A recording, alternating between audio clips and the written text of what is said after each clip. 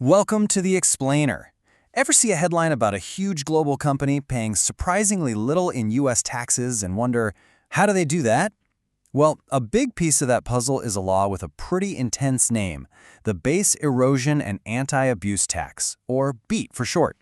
So today, we're going to pull back the curtain and demystify it. Okay, so how are we going to tackle this beast? First up, we'll look at the problem BEAT was built to solve, which is something called base erosion.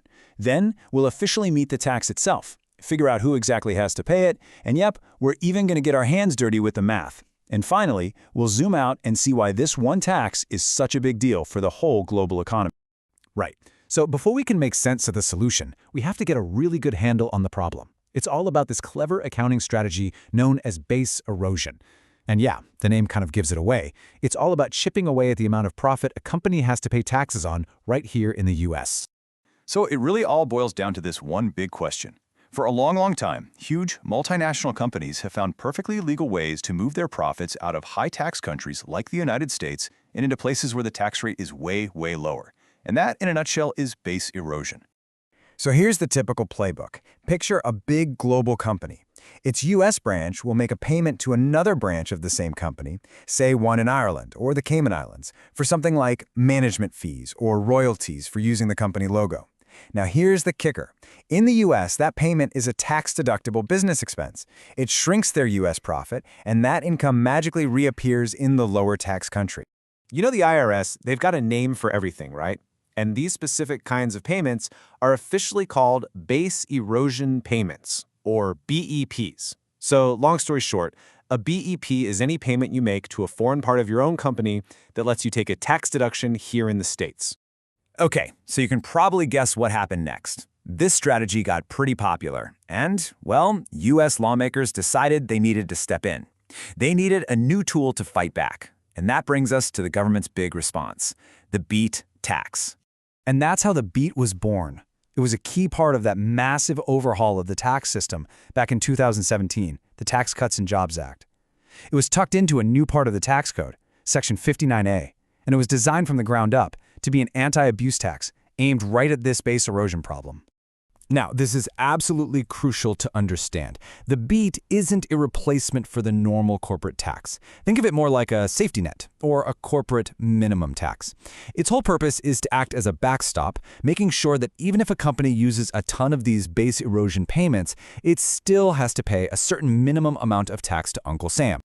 But hold on, this tax isn't for just any company. Nope, it's aimed squarely at the big players.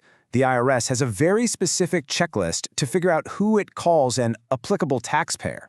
So for a company to get hit with this tax, it's got to check 3 specific boxes. First, it's got to be a corporation. Second, it's got to be good. We're talking big, at least $500 million in average revenue. And third, and this is the most important one, a good chunk of its tax deductions have to come from those base erosion payments. The magic number there is 3% or more. All right, I know what you're thinking. This is where it's going to get complicated, but stick with me. We're actually going to walk through an example from the IRS's own playbook so you can see exactly how the sausage gets made here. It's not as scary as it looks. Okay, first, let's just get a visual on the kind of company we're talking about. You've got this foreign parent company sitting on top of a whole web of other companies. Some are here in the US, like US Sub 1 and US Sub 2, and others are sprinkled around the world. Just remember, the BEAT is focused on what's happening with the US parts of this operation. Okay, before we jump into the numbers, there's one more piece of jargon we got to know. The Base Erosion Tax Benefit, or BETB. It sounds complicated, but it's not. It's simply the value of the tax deduction a company gets from making one of those base erosion payments we were just talking about. That's it. And boom, this table lays it all out for us. This is how we get to that all-important base erosion percentage. You just take the company's total base erosion tax benefits, which you can see is a whopping $1 billion here, and you divide it by their total deductions, which is $3.5 billion.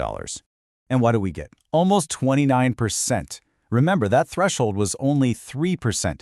So yeah, this company is way over the line. They're definitely an applicable taxpayer, which means they have to figure out if they owe any BEAT tax.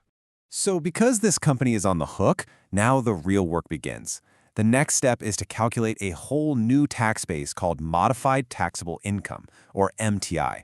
The logic here is pretty simple, actually. It's like the government is saying, okay, time out. Let's take your regular taxable income and let's add all those base erosion deductions back in. We want to see what your income really looks like without those tricks. You take that new, bigger income number, the MTI, and you multiply it by the official BEAT tax rate. And as you can see, this rate was designed to slowly ramp up over the years, starting at 5% and eventually hitting 12.5%. For this example, we're going to use the 10% rate that was in place for a while. Okay, let's bring it all home for one of these U.S. subs. We take their modified taxable income, hit it with that 10% BEAT rate, and we get a minimum tax amount of about $152 million. But look, their regular tax bill was only $101 million. Since the minimum tax is higher, they're on the hook for the difference. And that gap, that $50.8 million, that's the BEAT tax they have to pay. All right, we've waded through the problem, the solution, and all the numbers. So let's take a step back. Why does any of this really matter? What's the big picture here when it comes to taxing giant corporations? So when you boil it all down, what's the big deal with this tax? Well, at its heart, the BEAT is basically a defensive move. It's the U.S. government putting up a wall to protect its tax base. It sets a floor, a minimum amount of tax a huge multinational company has to pay, no matter how clever it gets with its internal accounting. And you know, that was a pretty significant shift in thinking. The trade-off, of course, is that it adds a whole new, gnarly layer of complexity that these companies have to deal with. And that really leaves us with a massive question for the future.